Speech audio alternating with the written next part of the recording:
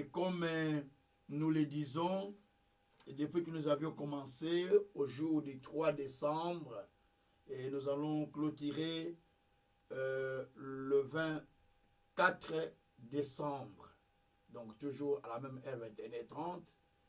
Et c'est-à-dire que nous avions fait 21 jours de prière. Donc nous allons faire 21 jours de prière qui va prendre fin le 24, parce que nous avions commencé le 3 décembre. Et le grand thème que nous développons s'intitule « Mes années ne finiront plus ainsi ». Mes années ne finiront plus ainsi. Cela est le message que nous développons au long de cette session ou de cette période. Que Dieu soit loué. Alors, bien-aimés, au long de cet enseignement, nous développons chaque jour un sous-thème. Parce que le grand thème est tiré du livre de Psaume 31 au verset 11. C'est là où vraiment il y a la clé de ce thème. Psaume 31, verset 11, où le prophète, donc le roi David, étant aussi prophète, qui dit que sa vie se consume par des douleurs et ses années se terminent par des soupirs. C'est pourquoi, en lisant ce texte, l'inspiration du thème m'est donnée à partir de ce texte. Que ces jours se terminent par des soupirs, ces années terminent par des soupirs, sa vie termine par des douleurs. Donc nous ne voulons pas que nos jours ou nos années, comme il dit que mes années se terminent par des douleurs, nous ne voulons plus que nos années continuent à être dans le douleur. De même, le même David nous a dit dans Psaume 90 ou Psaume 90, David dit dans le verset 15, « Réjouis-nous autant plus les années que nous avons été humiliés, autant plus les années que nous avions souffert. » Donc les deux textes nous montrent que la vie ne peut pas être pareille chaque année. Les années ne peuvent pas se rassembler. Les années doivent être différentes de l'une et de l'autre. Même les jours se diffèrent de l'un et de l'autre. Cela est le message que nous enseignons. Mais nous allons partir pour ce jour, parce que chaque jour, il y a un sous-thème que nous développons, il y a un sous-thème que nous enseignons, avec lequel nous communiquons la pensée du Tout-Puissant. Et c'est par là que nous amenons les gens en prière. Aujourd'hui, nous avons un sous-thème qui s'intitule « Les stratégies divines du changement des saisons de vie ». Les stratégies divines pour le changement des saisons de vie. Je le répète, les stratégies divines pour le changement des saisons de vie. Ou, je peux dire ça, les secrets divins pour le changement des saisons de vie ou le changement des années de vie. C'est pareil. Bien-aimés, la vie a des saisons. La vie a des saisons qui ne sont pas éternelles au fait, mais qui doivent changer jour après jour. La vie a des saisons qui doivent varier jour après jour. Quand nous allons dans Ecclésiaste, au chapitre 3, verset 1er, dans ce texte, il est dit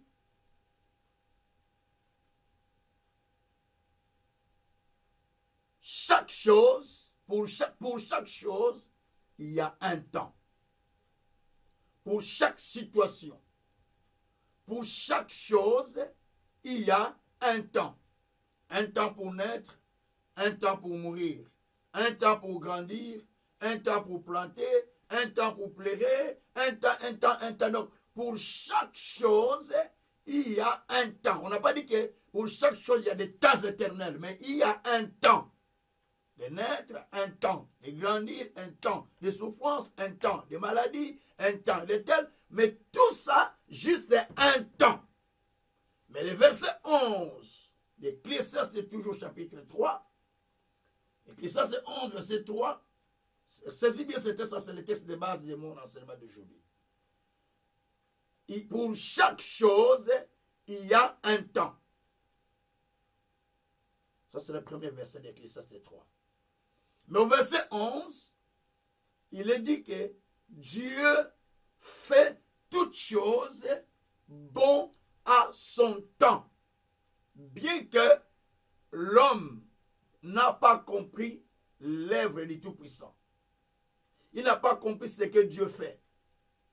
Mais Dieu fait toutes choses bon à son temps. Veut dire, quand c'est Dieu qui le fait, il le fait bon à son temps.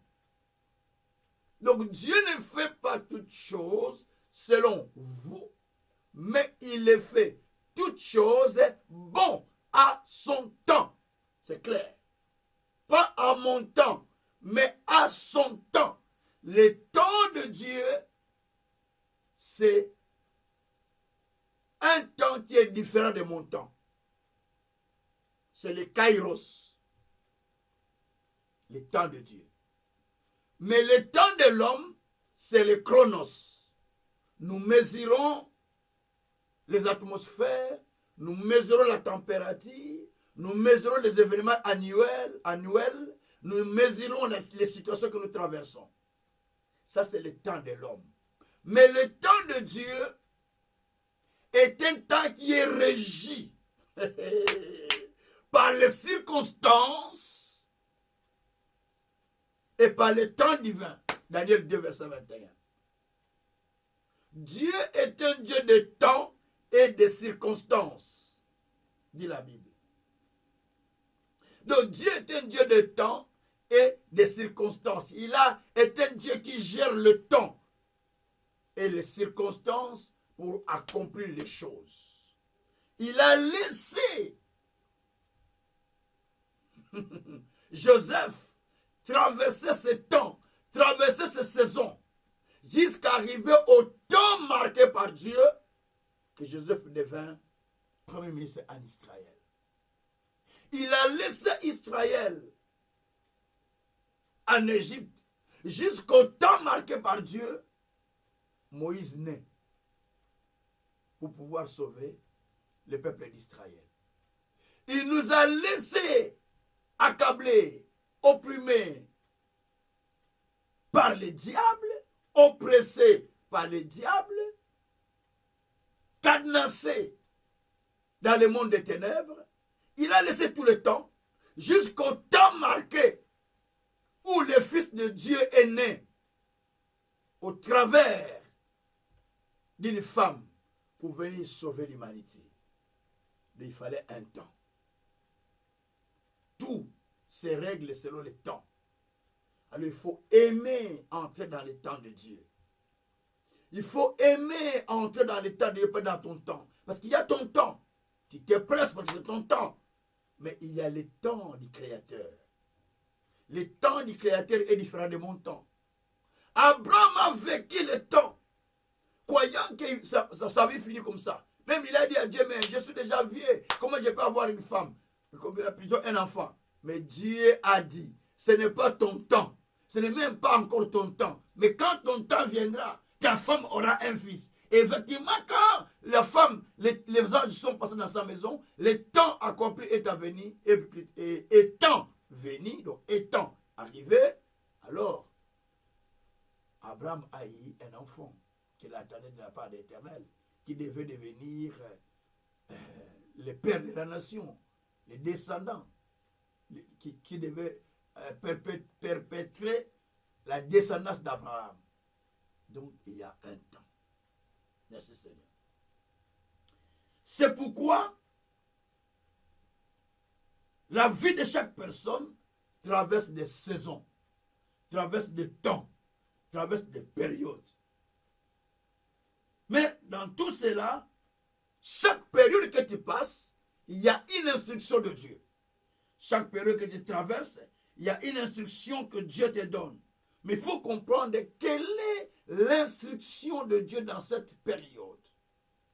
Même quand je passe des périodes tumultueuses, il faut que je sache quelle est l'instruction de l'Éternel.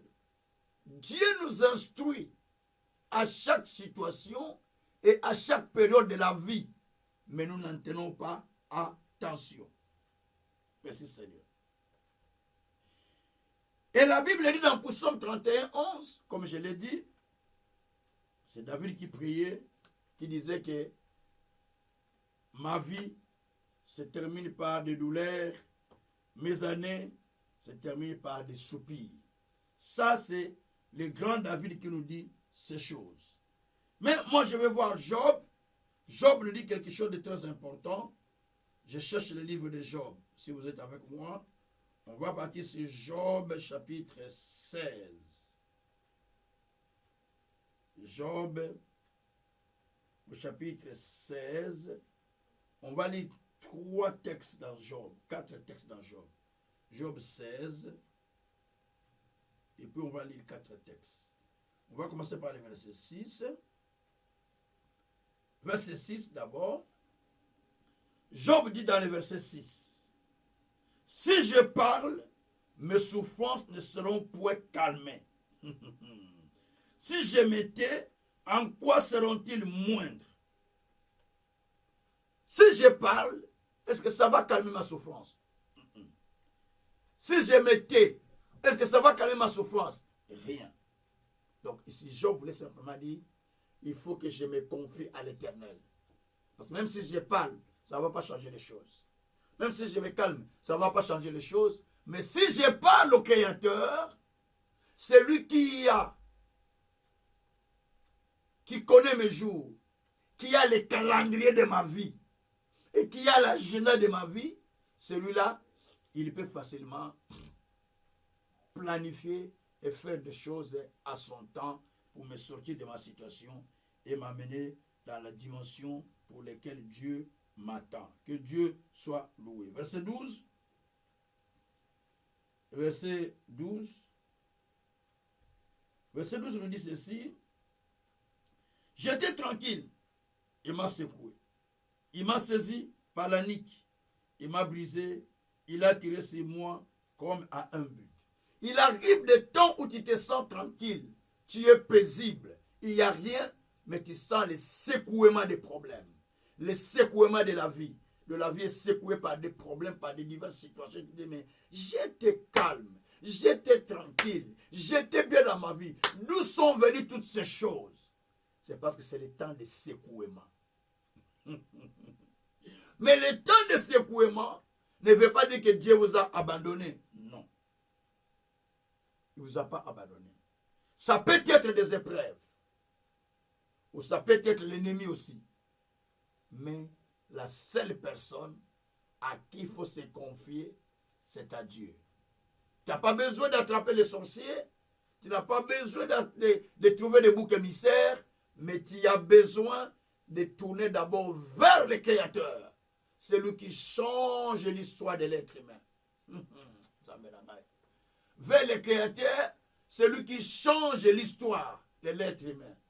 Je suis certain que Dieu est en train de changer l'histoire de quelqu'un pendant ce moment, par le nom de Jésus-Christ. Nous passons au verset 16.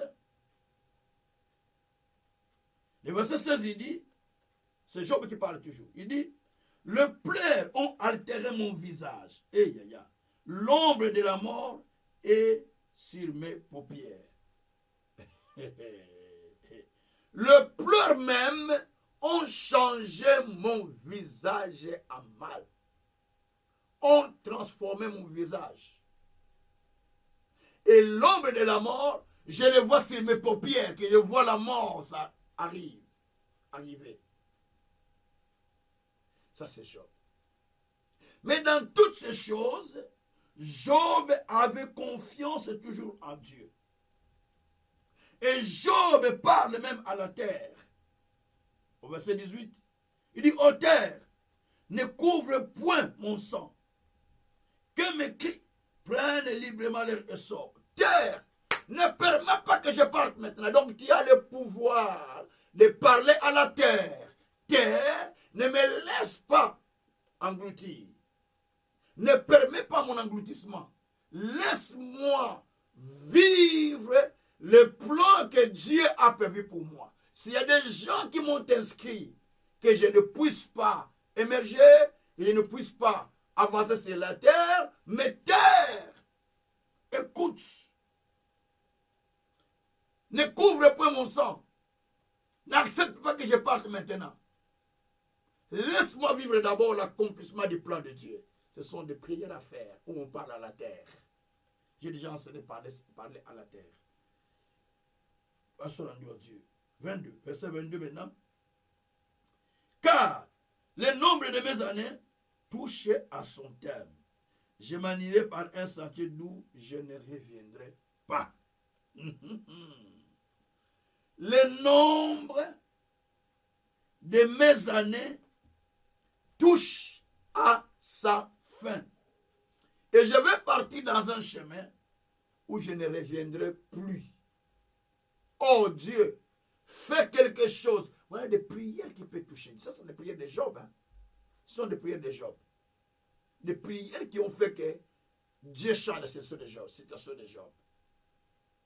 Mes jours s'épuisent. Bientôt, je vais partir. Oh Dieu, je vais aller dans un chemin où je ne connais pas. La terre ne va pas te glorifier. Dans le Sheol, dans la tombe, personne ne va t'élever.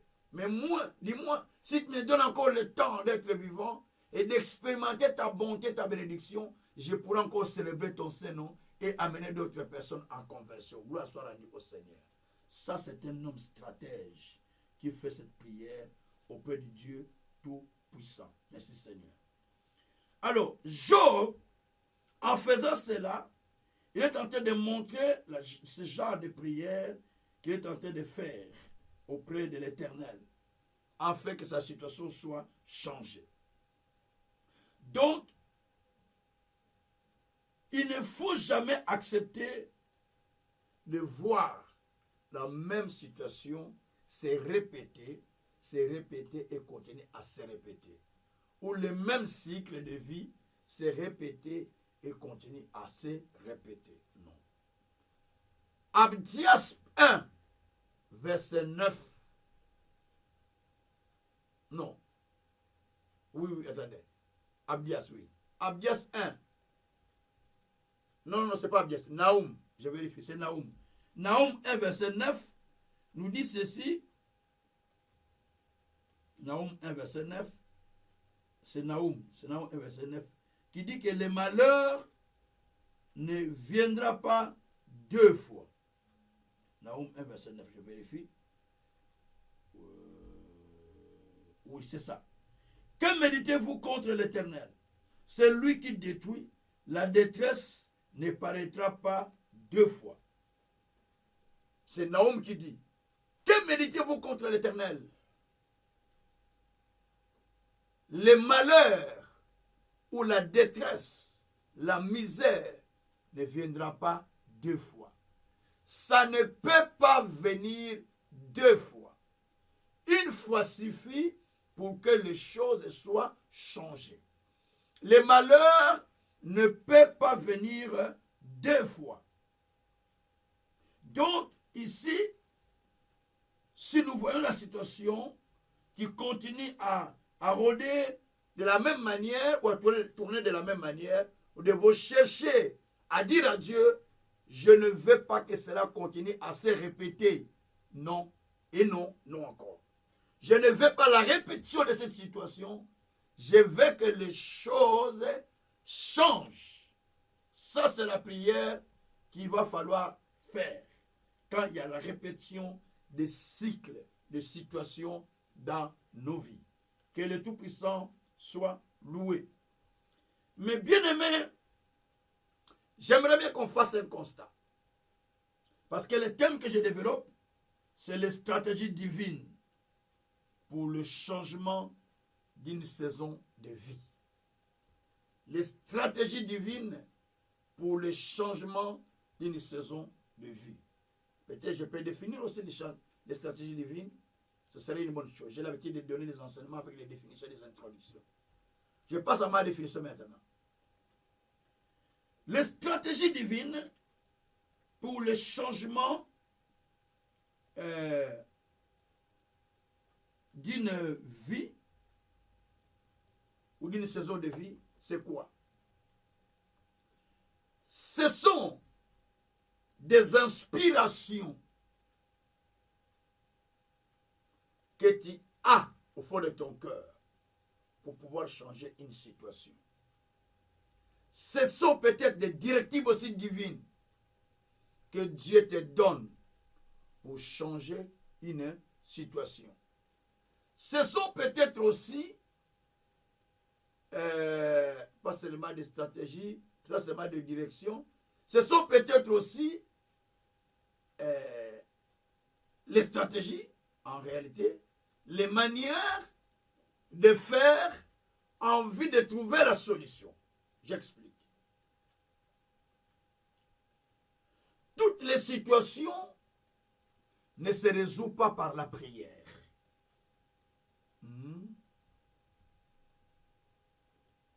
Quand vous lisez la vie de Jésus sur terre dans son ministère, il y a de certaines maladies, de certaines personnes qui les guérissaient par la prière.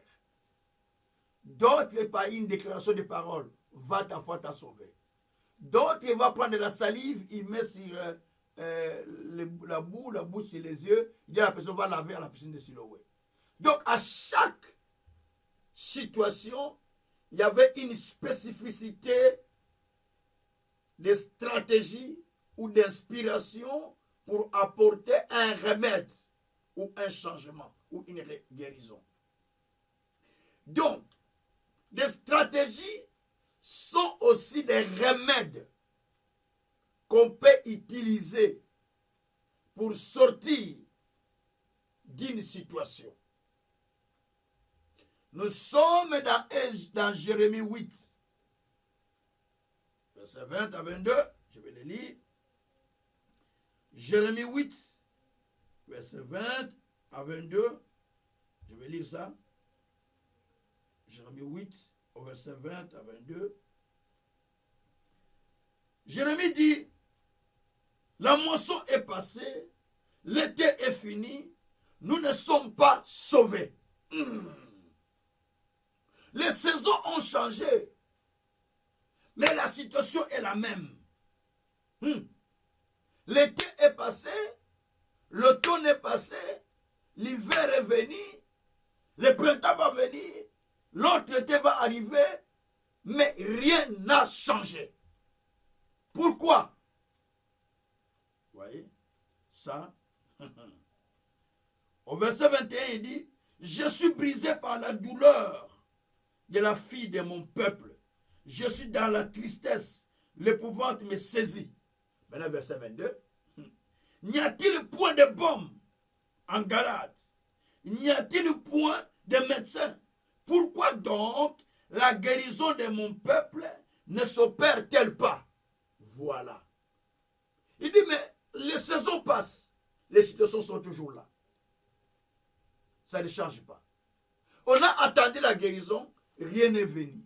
On a attendu la bénédiction, rien n'est venu. On a attendu les miracles, rien n'est venu. On a attendu le mariage, non, rien n'est venu. On a attendu la bénédiction financière, la prospérité, rien n'est venu. On a attendu tout cela, on a prié, on a jeûné, mais rien n'est venu. Les saisons ne font que changer, mais ma vie restait la même. Pourquoi? Et Dieu lui-même dit qu'il a pitié du peuple, de son peuple. Il a pitié de son peuple. Alors il dit, il n'y a-t-il pas de baume en Galade? Il n'y a-t-il pas de médicaments en Galade? Y a-t-il pas de médecins? Il commence à chercher des choses importantes pour changer la situation d'une personne. Il dit, il n'y a-t-il pas de médicaments? Et il n'y a pas de médecins. Les médicaments, c'est l'image de la parole de Dieu. Les médecins, c'est l'image des serviteurs de Dieu. Il n'y a pas de serviteurs de Dieu. Il n'y a pas la parole de Dieu. Mais pourquoi la situation ne change pas? Pourquoi elle n'évolue pas? Parce qu'on manque de stratégie. Simplement ça. Parce qu'on en manque de stratégie. Ce sont des stratégies spirituelles que je vais expliquer. Je parle bien des stratégies divines. Il dit on manque de stratégie divine. C'est pourquoi la situation est toujours pareille et n'a jamais changé. Alors on va commencer à prendre ça. Merci Seigneur. Alors pour comprendre les stratégies divines, il faut observer d'autres personnes intègres et droits. Et tu vas voir comment ils ont marché. Et tu vas trouver un chemin au travers d'eux. Nous sommes là pour Psaume 37, verset 37, où on nous dit d'observer les hommes droits et les hommes qui sont intègres, aux fidèles. Et nous allons voir que derrière eux, il y a la descendance. Et ce sont des gens intègres. Et Jérémie 6, verset 16 aussi. Placez-vous dans les chemins des anciens. Regardez comment ils marchent. Vous allez trouver aussi vos chemins, vous aussi, à votre tour. Si nous nous mettons dans le chemin des hommes droits et intègres, nous allons trouver aussi la solution. Nous allons trouver des stratégies parce qu'ils vont nous donner les paroles et les conseils qui vont nous aider à aller plus loin. Peut-être nous irons plus loin que eux parce que nous avons compris ce qu'ils font et nous, en les utilisant, ça peut encore nous amener plus loin que là où ils sont arrivés. Gloire soit au Seigneur. Alors par là, bien-aimés, nous devons trouver des stratégies que les autres ont appliquées pour pouvoir voir les changements de notre saison. Que Dieu soit loué. Nous allons apprendre d'abord une première personnalité, c'est Abraham. Abraham, c'est la première personne pour laquelle nous voulons parler qui a vu le changement de ces saisons. Je n'ai pas bien oublié de ces saisons. Nous tous, nous savons qu'Abraham, d'abord avant qu'il soit Abraham, est sorti du pays de Ur avec son père pour aller à Canaan. Nous sommes dans Genèse 11. Ils arrivent dans le pays de Charan. Ils s'établissent à Charan. Ils se disent, ici c'est bien, les choses évoluent, ils s'établissent là. Mais le but ultime, ou la destination finale, c'était qu'ils arrivent à Canaan. Mais ils s'établissent là. Mais peu de temps, le papa d'Abraham est décédé, Terah.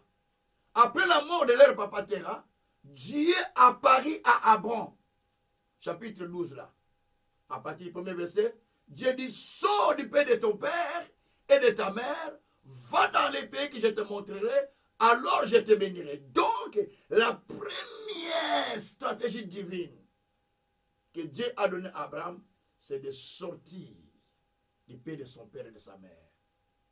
C'est-à-dire, de sortir de tes origines, de sortir de la maison où tu es cadenassé, de sortir de tes habitudes, de sortir de ce que tu avais appris depuis longtemps, de sortir de la maison de la servitude, sortir du ténèbre, aller là où je t'amène, sortir du péché. Colossiens 1, verset 13.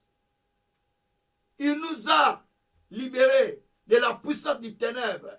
Il nous a transportés dans le royaume de son Fils bien-aimé. Hier, j'ai expliqué, il y a le royaume du ténèbre et le royaume de la lumière. Il y a deux mondes invisibles. Deux mondes invisibles, le monde invisible ténébreux et le monde invisible céleste qui est le monde de Dieu. On nous a fait quitter dans le monde des ténèbres et on nous a transportés avec les ailes de Jésus pour nous faire asseoir dans les lieux célestes en Jésus-Christ. Ephésiens 2, verset 6. Donc nous sommes assis avec lui. Donc on a quitté un monde pour un autre monde. Et il fallait qu'Abraham quitte. Et quand il quitte, il commence à partir, il va commencer à constater que non, malgré ce qu'on lui a dit, mais les choses ne se réalisent pas comme il pensait. Mais Genèse 15, verset 7, Dieu dit, je t'ai fait quitter Ur pour te donner Canaan. Donc je t'ai fait quitter là où tu étais, pas pour t'abandonner en route, mais pour te donner ce que moi j'avais dit, ce que moi j'avais promis. N'oublie pas Deutéronome, chapitre 15, verset 6 et 7, la Bible dit ceci, je te bénirai selon les paroles que je t'avais dit. Donc Dieu ne pouvait pas changer ses paroles à Abraham parce qu'il dit, je te bénirai selon les paroles que je t'avais dit. Donc Dieu va te bénir, Dieu va t'amener, Dieu va t'établir, Dieu va changer ta vie selon ce qu'il avait déjà dit.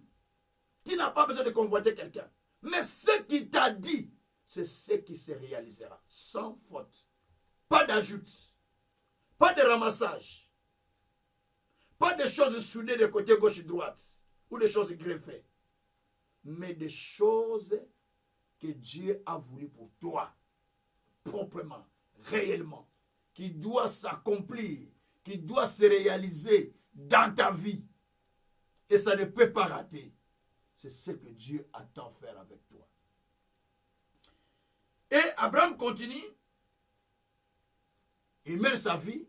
Maintenant, Dieu veut assurer Abraham pour accorder ce qu'il veut. Mais il veut qu'Abraham comprenne qu'il doit avoir des stratégies aussi.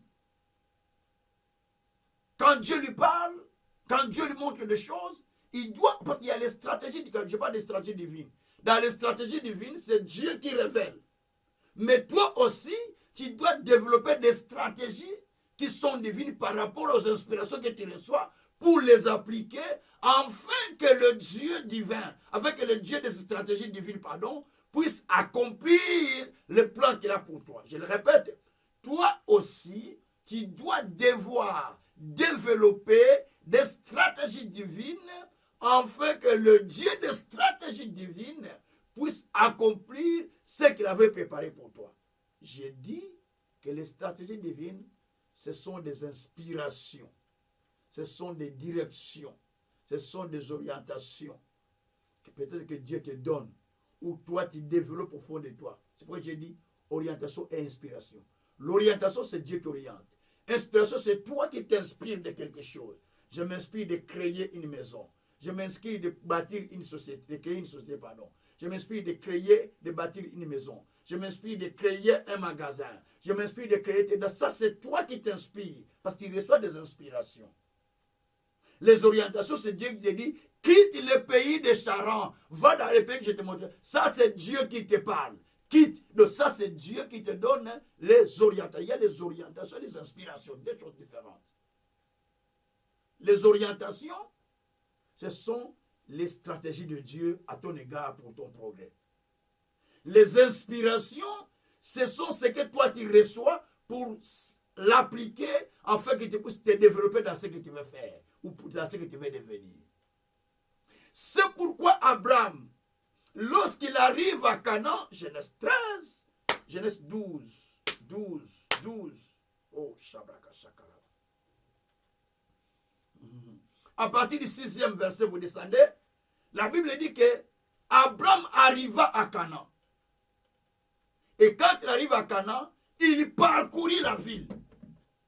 Il parcourit la stratégie. Oh, merci Seigneur. Il parcourit la ville, la stratégie. Il parcourit la ville. Et quand il parcourit la ville, il fait un constat qu'il y a des géants dans la ville qu'on lui a donné.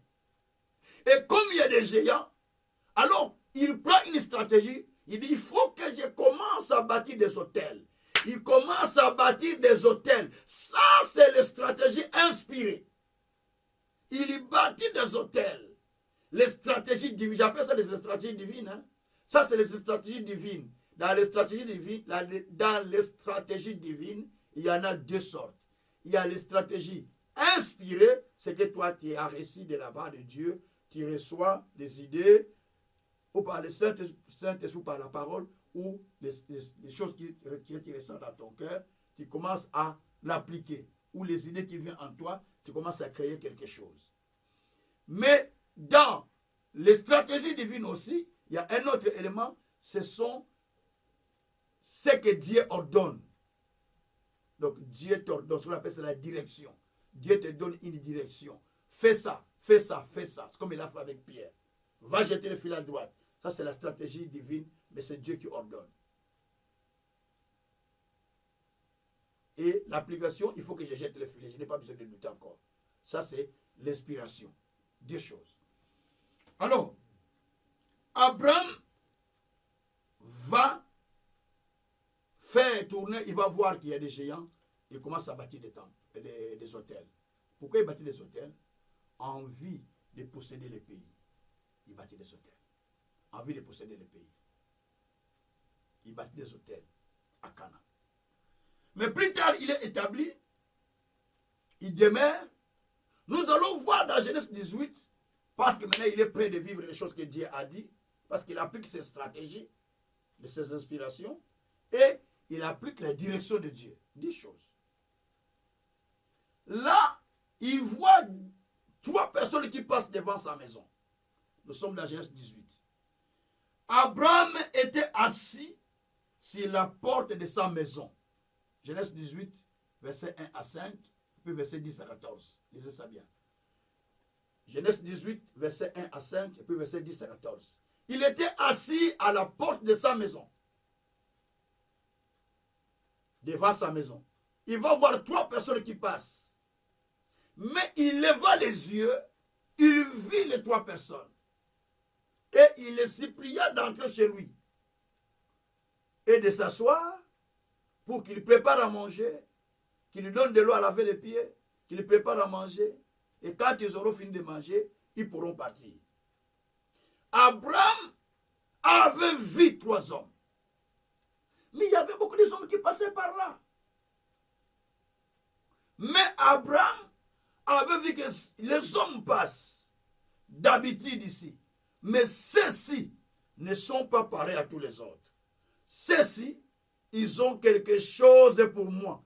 Je ne les laisse pas passer. Il faut que je les reçoive en leur donnant la nourriture pour qu'ils libèrent quelque chose. Ça, c'est la stratégie d'Abraham. Peut-être qu'il ne l'a pas. Peut-être qu'il ne l'a pas encore fait. C'est la même stratégie que la femme synamite avait fait quand elle n'avait pas l'enfant. Il faut que je reçoive ces hommes de Dieu, que je prépare une place, que je les nourrisse pour que je reçoive quelque chose. Tu ne l'as pas encore fait parce que tu es habitué avec l'esprit des charans. Oh, à Charan, j'ai vu les gens faire des désordres, de passer faire des désordres. Mais c'est toi parce que tu as l'habitude de regarder sur les nets. Et puis ils font ça. Mais il y a des pasteurs sérieux, il y a des hommes sérieux, il y a des hommes intègres. Si tout le monde fait ça, est-ce qu'il n'y a pas des hommes intègres? Tu n'as pas encore dit dans ta Bible que Dieu a dit quand Élie se plaignait que je suis resté moi seul. Il y a plus de prophètes. Dieu dit arrête.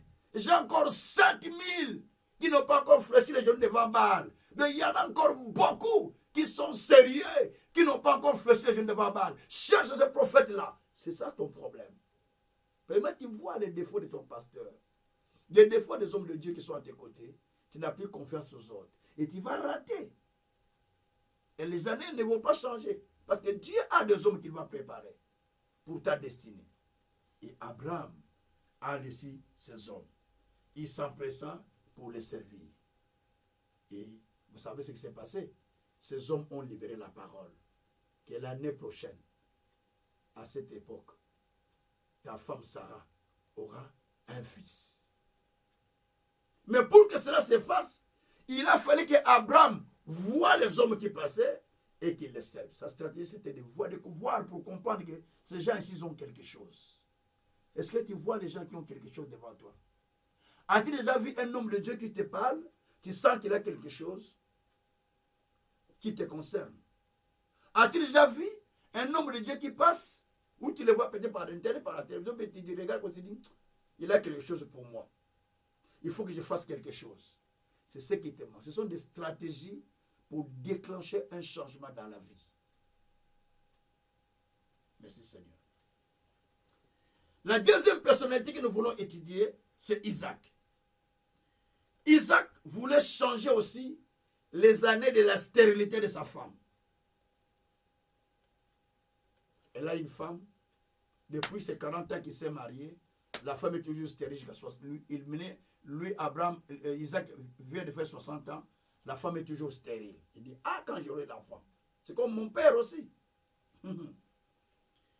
La Bible dit dans Genèse 25, verset 21, Isaac invoqua l'Éternel pour sa femme qui était stérile. Et la femme devint enceinte. Il donna naissance aux jumeaux, Ésaü et Jacob. C'est-à-dire, la stratégie d'Isaac pour changer la saison de la stérilité de sa femme, c'était d'invoquer Dieu.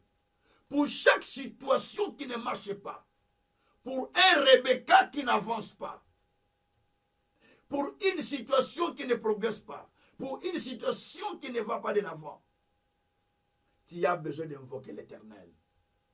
Comme Isaac.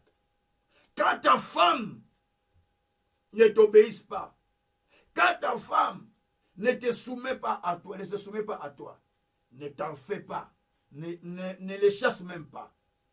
Continue seulement à prier Dieu pour elle, jusqu'à ce que Dieu l'ait changé. Quand Dieu voit que tu as le cœur pour elle, que tu la veux vraiment, mais elle n'est pas bonne, Dieu la changera comme il a changé la situation de Rebecca. Oh, merci Saint-Esprit. Même ton mari, s'il est mauvais, tu connais la situation, mais toi tu l'aimes de tout ton cœur. Priez jusqu'à ce que Dieu va changer cette personne pour la faire comme Rebecca.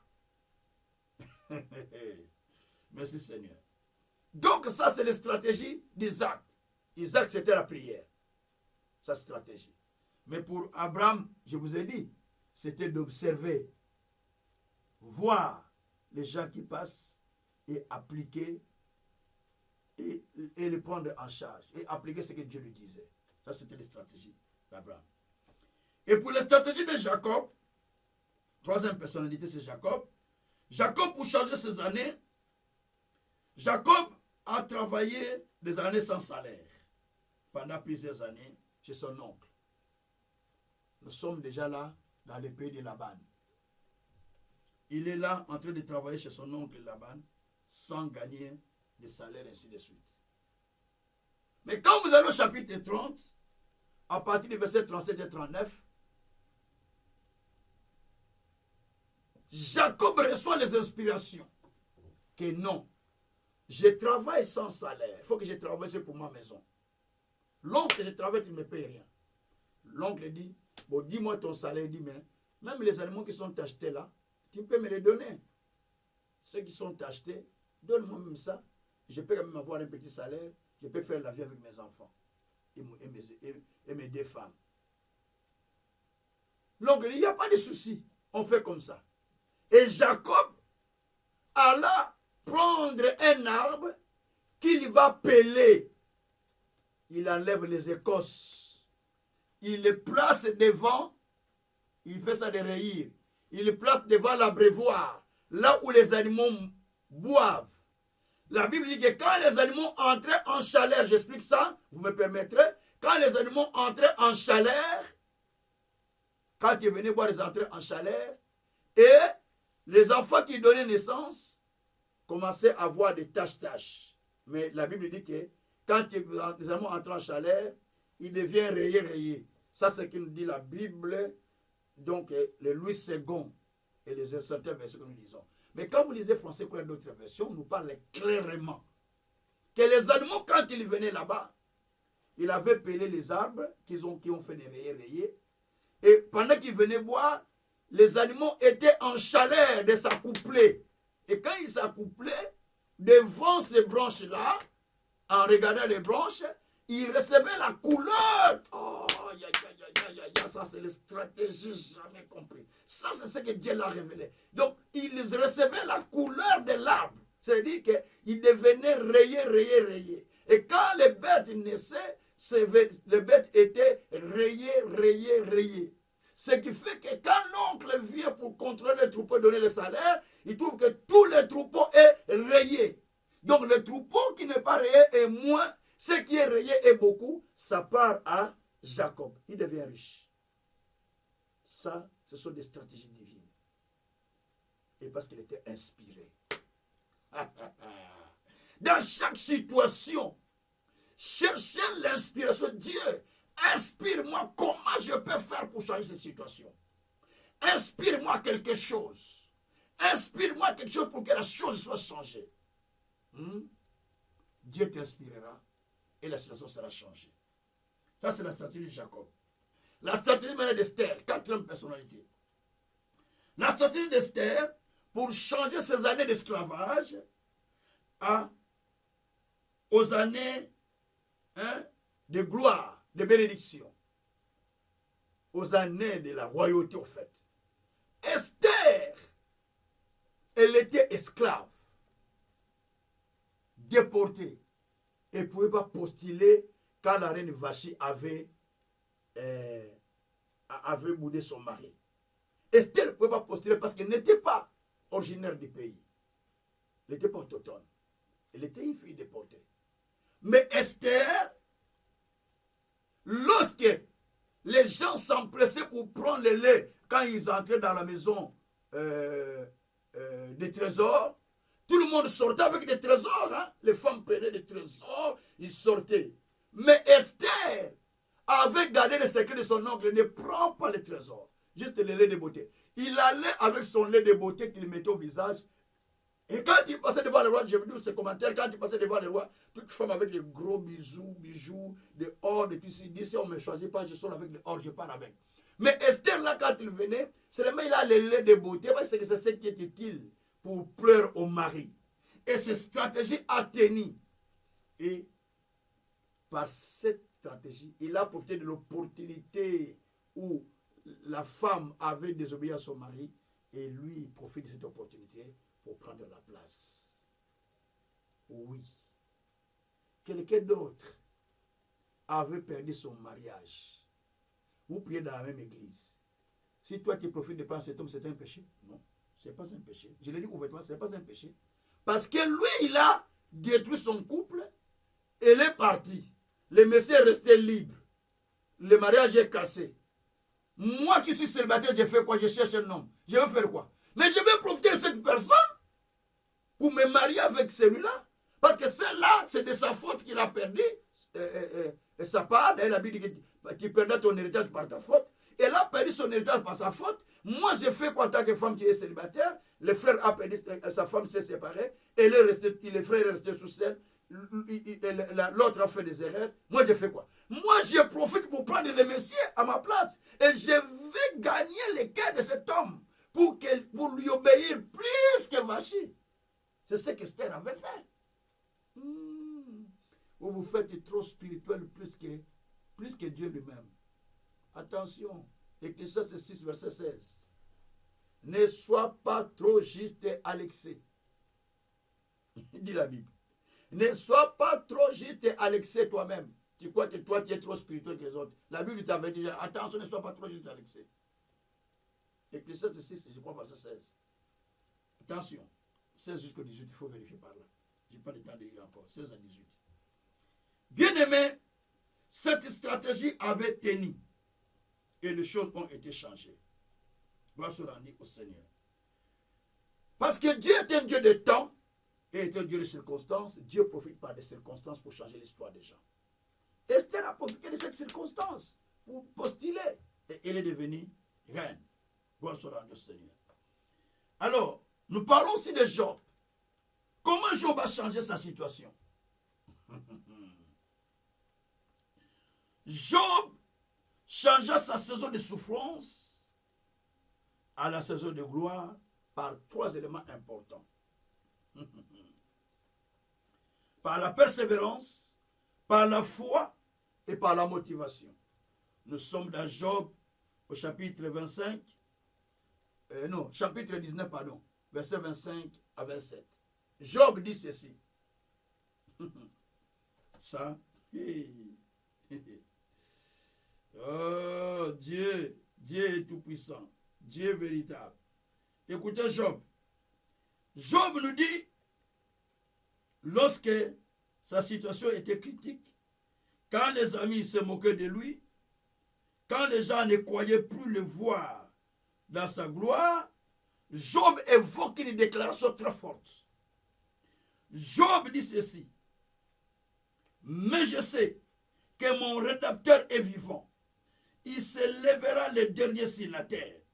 Quand ma peau sera détruite, il se lèvera.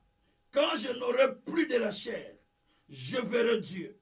Je le verrai et il me sera favorable. Mes yeux le verront, non c'est des nôtres, mais mon âme languit d'attente au-dedans de moi. Job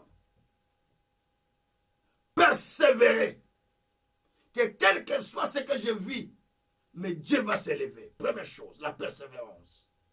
Job avait la foi que Dieu va changer ma situation. Job, le troisième élément, Job était motivé jusqu'au point de dire, même ma peau est détruite, même si ma peau est détruite, je le verrai. Ça ne sera pas une autre personne. Moi-même, je vais le voir. Parce que je suis en train de languir à l'intérieur de moi de l'attente. Donc il avait l'attente, l'expectation. Il avait à l'intérieur de lui l'attente infinie. L'attente infinie pour voir la chose s'accomplir dans la Bible dit, si votre force s'affaiblisse dans la foi, dans la détresse, donc, c'est dit que tout sera que détresse, dit la Bible. Tu ne peux pas faiblir dans la détresse.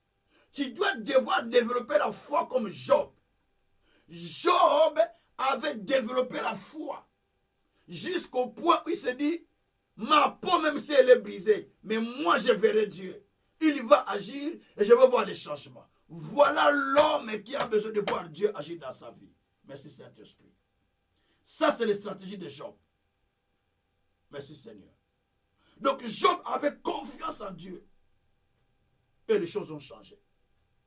Anne également, là où il sent que les années sont toujours les mêmes, mais Anne aussi avait appliqué cette stratégie. La première stratégie de Anne, c'est de demeurer accroché à la prière pendant que les autres ne prient pas, mais elle en prière. Elle n'attend pas qu'on engage une prière à l'église, mais elle s'est donné une prière elle-même, motivée pour le changement de sa situation.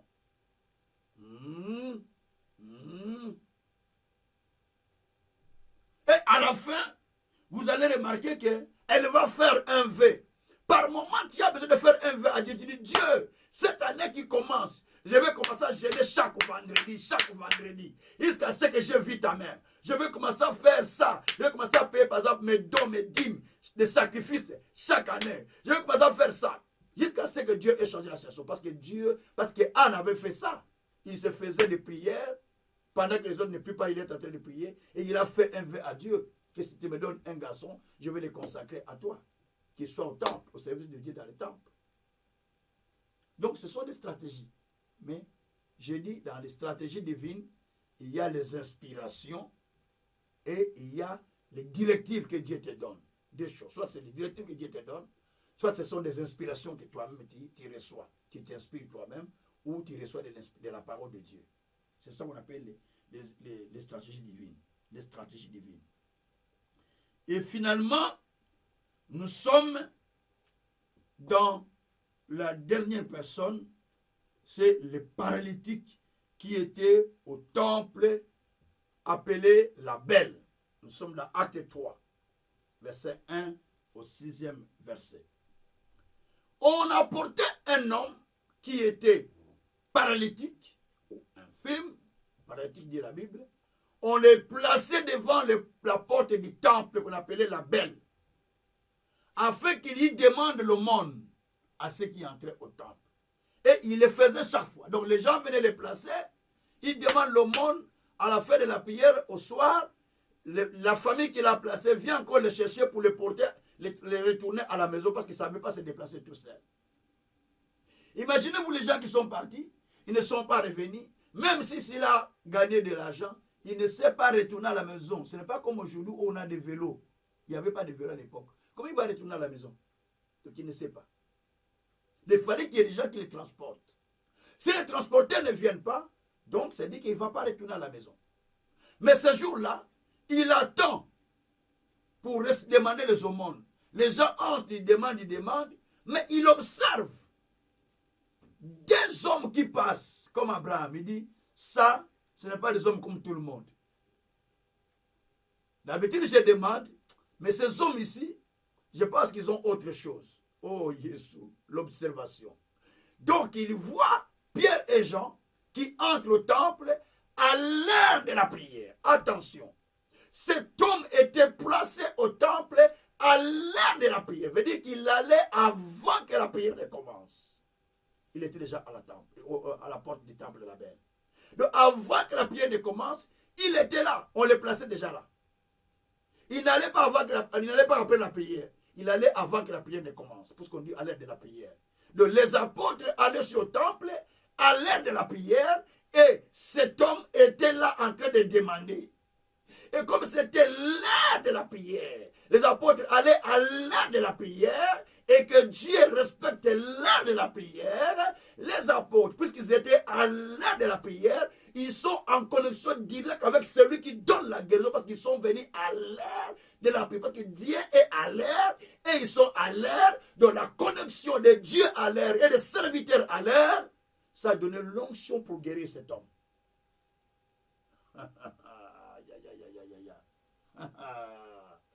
Arrêtez d'aller en retard à l'église. Soyez comme ces paralytiques. Et les paralytiques étaient là.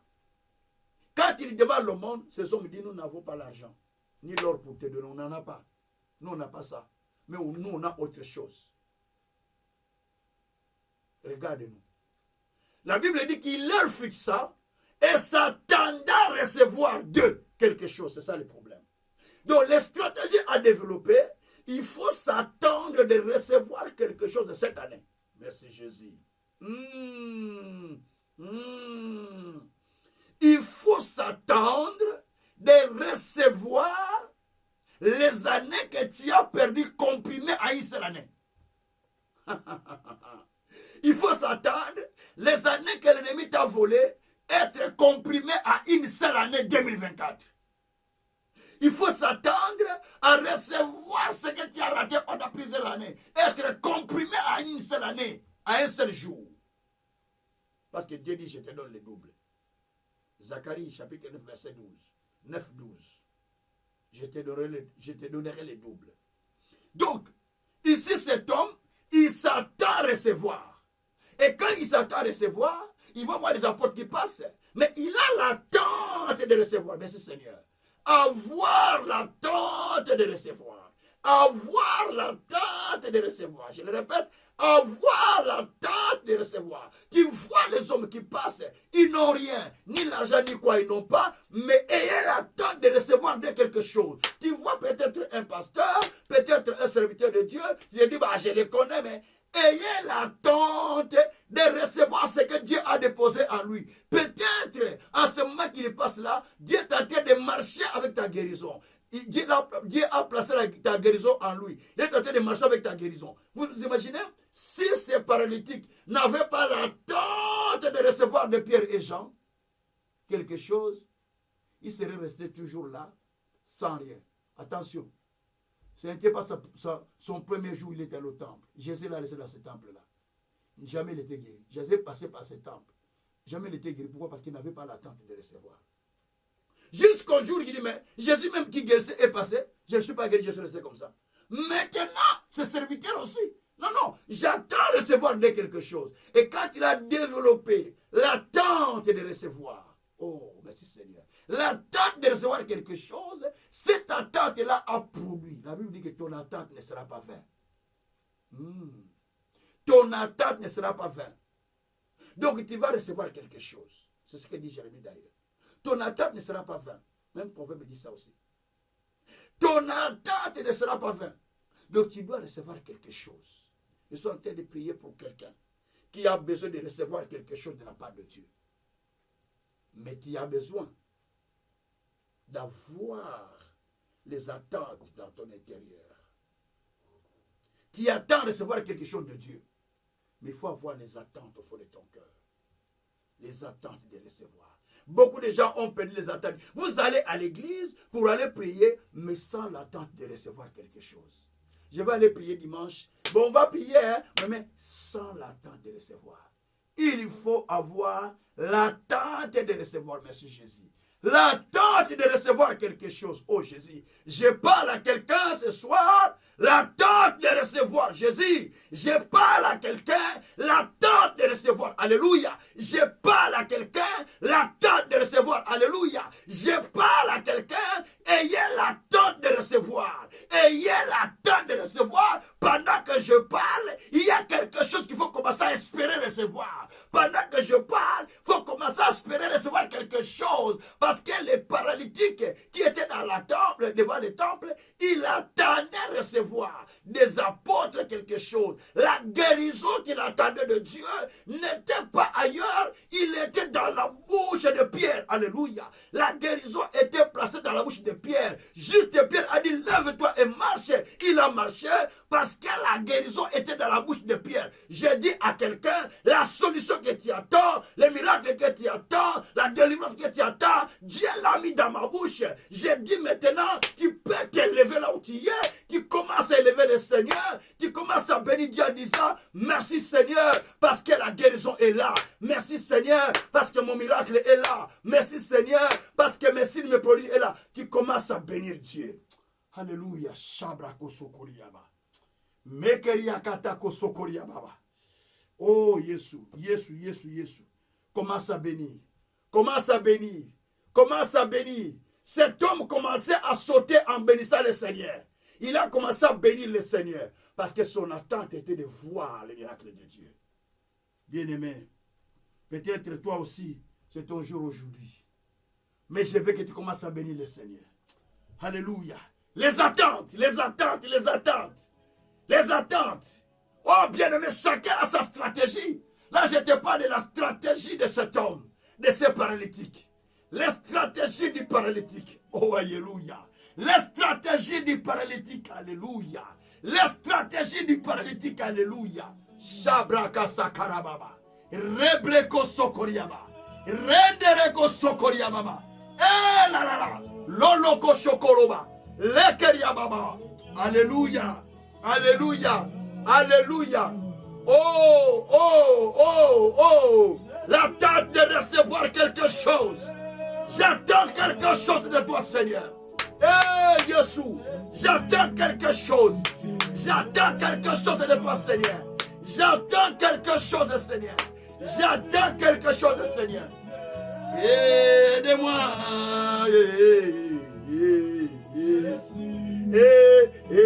Pitié de moi. Jésus, Jésus, j'attends quelque chose de toi, mon Père. J'attends quelque chose de toi, mon Seigneur. Shabrako sekeria baba baba baba baba.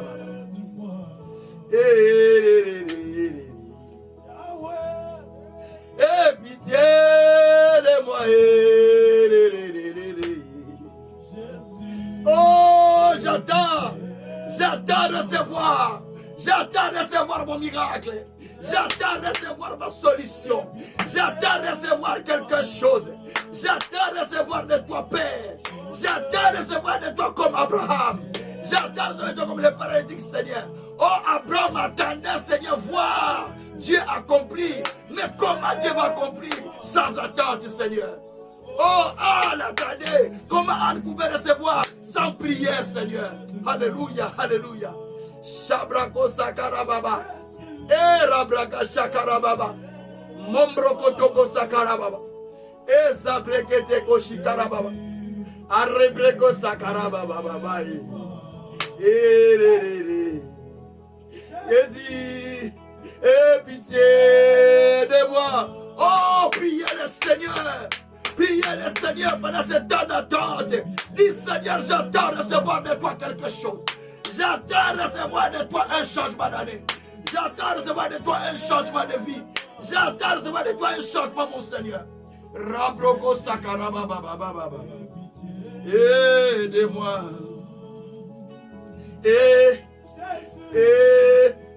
Pitié de moi. Oh Jésus. Pitié de moi. Jésus, merci. Merci mon Seigneur. Merci mon Dieu. Merci mon roi. J'ai besoin de toi, Seigneur. Aie pitié de moi, Seigneur. Aie pitié de moi, Seigneur.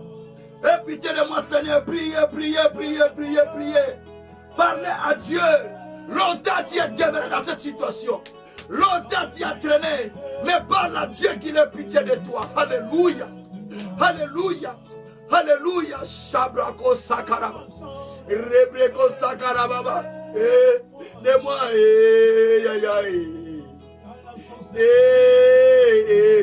Oh, peut-être tu es dans le péché. Peut-être tu es dans le mal. Peut-être tu n'as pas encore donné ta vie à Jésus. Dis Seigneur, aie pitié de moi. Aie pitié de moi. Je viens à toi avec attente de recevoir quelque chose. Rebreko sakaraba baba baba baba. Et pitié de moi. Ya ya. Et pitié de moi.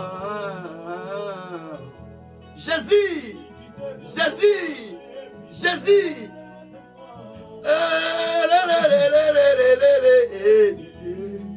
Et pitié de moi. Et pitié de moi. Ya ya. Aie pitié de moi. Yaya, aie pitié de moi. Yaya, aie pitié de moi. Aie pitié de moi, mon Seigneur. Aie pitié de moi, mon Seigneur. Aie pitié de moi, mon Seigneur. Juste révèle-moi, Seigneur, une stratégie. Révèle-moi une stratégie, Seigneur. Montre-moi une stratégie, Seigneur, à faire. Oh Dieu, quand tu me montres une stratégie, Seigneur, cela change ma vie. Quand tu me montres, Seigneur, cela transforme ma vie. C'est pourquoi je tourne vers toi, mon Dieu, mon roi. Montre-moi, Seigneur. Montre-moi, Seigneur. Quelle est la stratégie à faire? Quelle est la stratégie à faire, Seigneur? Oh, j'attends comme les paralytiques. J'attends comme les paralytiques. J'attends comme les paralytiques. J'ai besoin, Seigneur, que tu me révèles les secrets. Que tu me révèles les secrets, Seigneur. Celle que tu me diras, ça changera ma vie. Ça changera mon ministère. Ça changera ma famille. Ça changera les enfants spirituels. Ça changera la communauté vie nouvelle. Ça changera tous les enfants qui m'écoutent, Seigneur, partout dans le monde. Oh, Rabraka Shakara Baba. Rebreko Shikara Baba Baba. Eya Babaraka Shintara Baba Baba Baba Baba.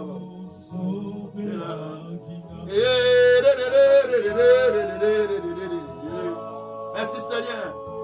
Merci Seigneur. Merci Seigneur Jésus. Merci Seigneur Jésus. Bolingo na yo. Bolingo na yo tombe. Oh mon Dieu. Mon Dieu. Qui fait que j'aille où Père? Que je demande à qui Seigneur? Je m'adresse à toi le souverain potier. Je m'adresse à toi le créateur. Je m'adresse à toi le saint. Je m'adresse à toi le tout-puissant. Je m'adresse à toi le saint, le saint, le saint, le saint. Ne change pas, Seigneur. Tu es le Dieu qui ne change pas. Tu es le Dieu invariable. Tu es le Dieu immuable. Tu es le Dieu qui donne des solutions à nos problèmes. Ah, Jésus, Jésus, Jésus n'abandonne pas. Jésus n'abandonne pas. Jésus n'abandonne pas. Ceux qui tournent vers toi, Seigneur. Shababababa. Shebebere koshitara baba. Rebre koshitara baba. Oh, Dio kolonanga. Yola bolingo. Prions, prions, prions par la Dieu. Par la Dieu qui te donne des stratégies, qui te donne la foi, qui te montre des stratégies pour obéir, pour appliquer les attentes dans ton intérieur, pour que tu reçoives quelque chose. Alléluia. Seigneur Dieu, j'ai langué dans mon intérieur. J'ai languis dans mon corps, Seigneur. J'ai besoin de toi. J'ai besoin de toi. J'ai besoin de toi. Ne m'abandonne pas. Ne me laisse pas. Ne me rejette pas. J'ai langui, Père. J'ai langui dans mon intérieur, Seigneur. Oh, j'ai gémi jour après jour. Je pleure jour après jour. Je pleure jour après jour. Seigneur, ne m'abandonne pas. Seigneur, ne m'abandonne pas. Seigneur, ne me rejette pas. Seigneur, ne me rejette pas. Aie pitié. Aie pitié. Aie pitié. Aie pitié. Aide-moi, Seigneur. Aide-moi, Seigneur. Oh, les saints. Oh, les saints. Oh, les saints. Aide-moi, Seigneur. Aie pitié de quelqu'un, mon Dieu. Aie pitié de quelqu'un, mon roi. Aie pitié de quelqu'un, mon Seigneur. Aie pitié de moi, Père. Aie pitié de ton peuple, Seigneur. Aie pitié de chacun de nous, Seigneur. Oh, Dieu qui montre la stratégie. Oh, Dieu qui donne l'orientation. Oh, Dieu qui conduit son peuple. Conduis-moi dans les chemins que je dois suivre. Conduis-moi dans les chemins que je dois suivre. Conduis-moi dans la direction qu'il me faut suivre. Seigneur Dieu, accorde-moi des stratégies divines. Accorde-moi des stratégies divines. Accorde-moi des stratégies divines. Accorde-moi des stratégies divines. Accorde-moi des stratégies divines. Pour que je témoigne ta grandeur. Pour que je témoigne ton Saint-Nom. Rabrako sekiria baba. Eya baba rako shekiri baba. Eya baba raka sendere baba raka sendere baba rako sekiria baba. Eh Seigneur. Oh Seigneur. Viens à moi, Seigneur. Et moi, je viens à toi, Père éternel. Je viens à toi, mon Dieu. Je viens à toi, mon Seigneur. Je viens à toi, mon véritable Dieu. Ne m'abandonne pas. Ne me laisse pas, Seigneur. Je viens à toi, Seigneur. Je t'en supplie, mon Dieu. Je t'appelle mon roi.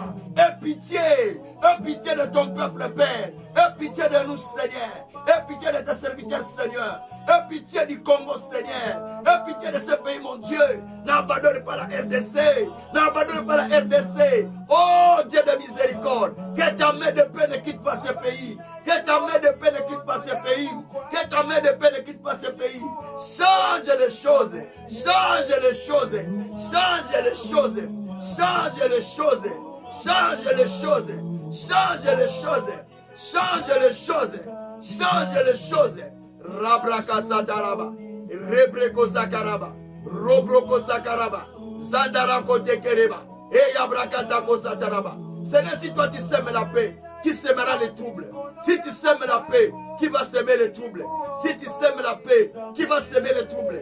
Oh Dieu, sème la paix, sème la paix, sème la paix en RDC, sème la paix en Afrique, sème la paix en Europe, sème la paix en Moyen-Orient, sème la paix partout dans le monde, sème la paix Seigneur, sème la paix Seigneur. Amen de délivrance, amen de guérison, amen de miracles, amen de signes.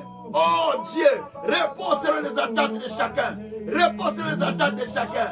Éternel Dieu désormais, c'est toi qui réponds à nos attentes. C'est toi qui réponds à nos attentes. J'attends de recevoir de toi, Seigneur, ce que tu as promis. J'attends de recevoir de toi, Seigneur, ce que tu as promis. Éternel Dieu, jusqu'à quand vas-tu faire? Jusqu'à quand vas-tu accomplir? Jusqu'à quand vas-tu réaliser? Jusqu'à quand vas-tu faire cela? Par le nom de Jésus. Par le nom de Jésus. Par le nom de Jésus. Par le nom de Jésus. Par le nom de Jésus. Shikaraba baba baba.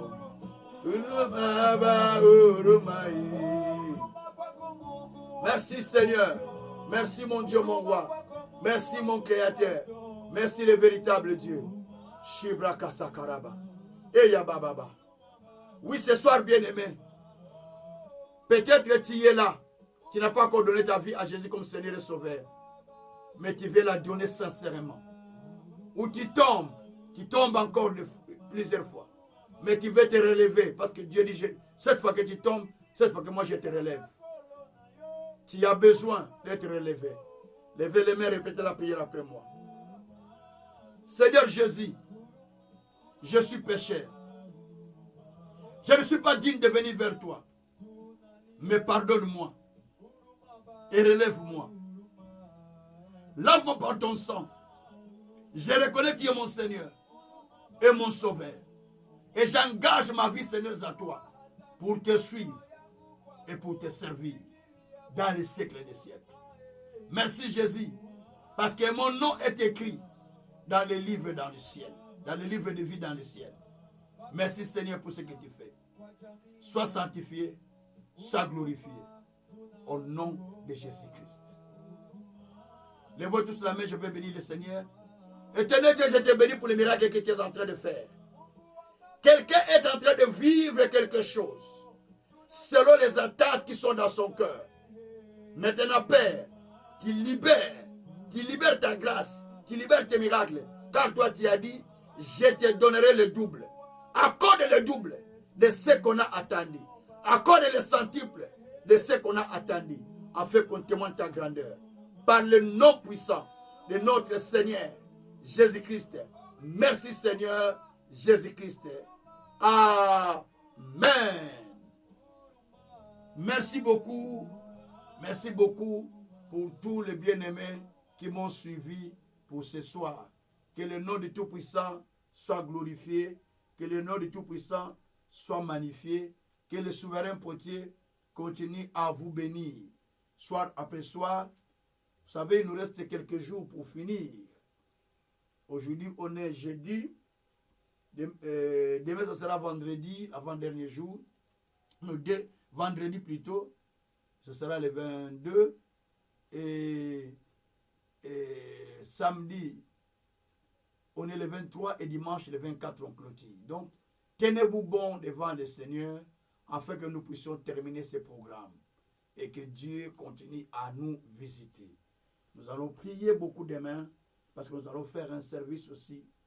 Nous allons prier avec un programme spécial pour solliciter l'onction de la percée. L'onction pour l'année.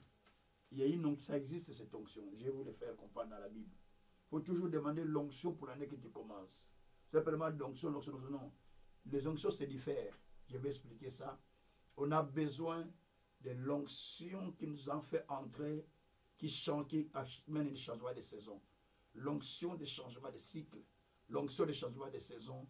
L'onction qui nous établisse dans les choses qui sont déjà préparées par Dieu.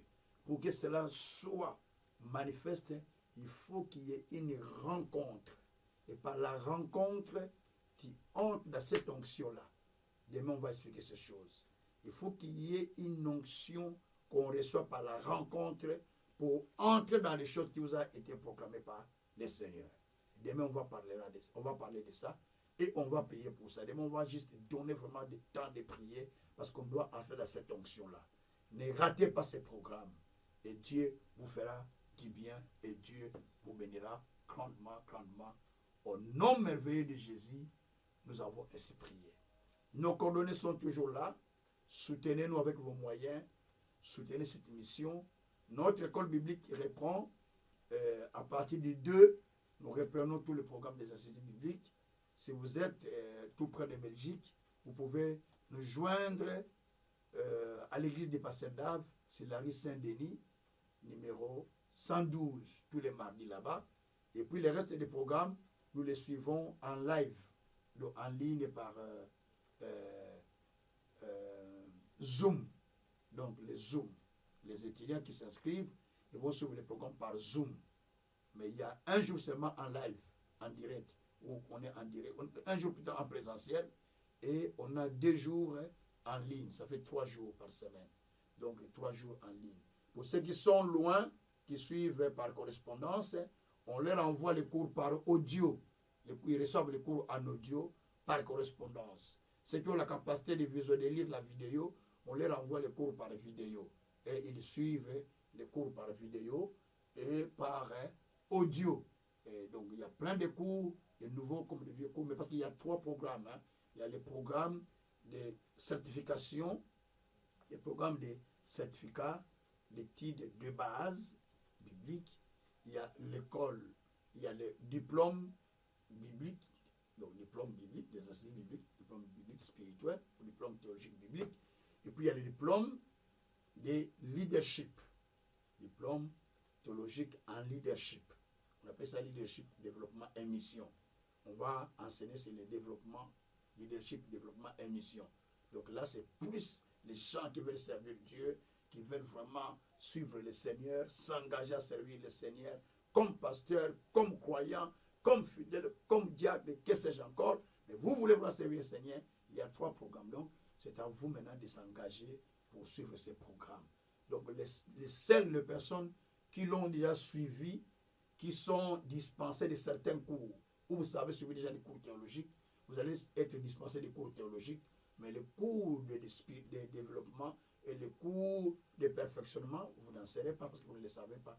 Donc, les cours théologiques, si vous avez suivi le fait des études théologiques, vous serez dispensé de beaucoup de cours. 6 à 7 cours, vous serez dispensé. Mais si vous n'avez pas fait ça, vous serez obligé de suivre les tout. Mais si vous avez fait la théologie, vous serez dispensé peut-être de 6 à 7 cours. Et les autres, vous suivez les cours de développement et les cours de leadership. Et ce sera une grande bénédiction. Et nous allons faire une grande collation avec des diplômes qui vous seront reconnus, pas dans la communauté française, mais qui seront reconnus ecclésiastiquement, parce que nous sommes affiliés et accrédités par une grande institut théologique biblique en leadership qui me coiffe, dans lequel je suis connecté. Et c'est là où j'ai fait mon master de l'école américaine. On est connecté avec eux, donc on travaille en collaboration. Tout ce qu'on fait, on le fait en collaboration avec eux. Si Dieu permettra, on pourra faire venir certains professeurs qui viendront des États-Unis, des Américains, qui pourront venir travailler avec nous, si Dieu le permettra, si nous aurons la possibilité de leur payer les billets. Que Dieu puisse vous bénir. Soyez bénis et encore bénis infiniment par le nom puissant de notre Seigneur Jésus-Christ. Ciao, ciao, ciao. À demain.